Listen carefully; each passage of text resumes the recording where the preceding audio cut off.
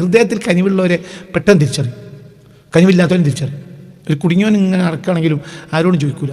എന്നോട് ചോദിച്ചാൽ ഈ വേഗം അന്ന് പോയി ശുക്രൻ്റെ സുജൂദ് ചെയ്യണം, നിൻ്റെ കൽബിൽ റഹ്മത്തുണ്ടെന്ന് ആ ആൾക്ക് തിരിച്ചറിയാൻ കഴിഞ്ഞില്ലേ.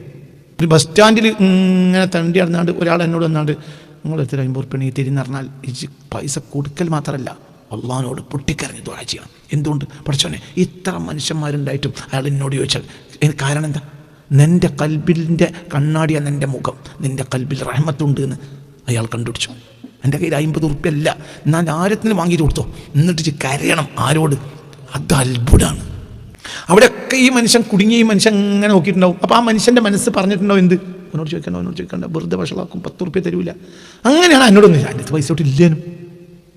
അപ്പോൾ ഈ അടുത്ത കടയിൽ നിന്നോ മറ്റോ ആരെന്നോ വാങ്ങിയിട്ട് കൊടുക്കും വേഗം. എന്തുകൊണ്ട്? ഒരാൾക്ക് 50 ഉറുപ്പിക വേണം എന്നിട്ട് പിന്നെ ആ ബസ്സുകാരിലാണ് എൻ്റെ വിഷയം, ഓൻ്റെ പ്രശ്നം പരിഹരിക്കലാണ്. എൻ്റെ കൽബിൽ എന്തുണ്ടാവുമ്പോൾ, എൻ്റെ കൽബിൽ എന്തുണ്ടെങ്കിൽ മനസ്സിലായില്ല. സാധുക്കളോടൊരു മര്യാദ ഉണ്ടെങ്കിൽ, ഒരു പ്രേമുണ്ടെങ്കിൽ, ഒരു ദയാൽ വായ്പുണ്ടെങ്കിൽ